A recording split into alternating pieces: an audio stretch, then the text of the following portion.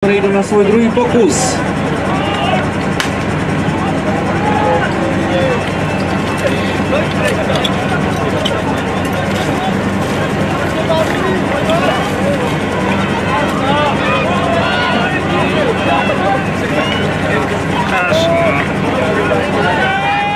Sledujeme druhý pokus žien z Prešova, ktorý vyzerá nie veľmi dobre.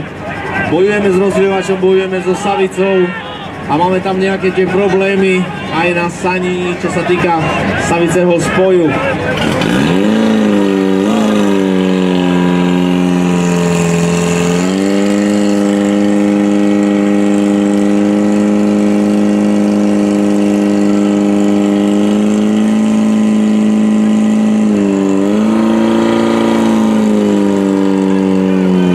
Dokončili sme to v čase 46,05, ten čas je vysoký, obrovský, nie veľmi dobrý, 46,85 je nakoniec výsledný čas druhého pokusu, ale z dnešnej súťaže si ženy z Prešova odnesú čas prvého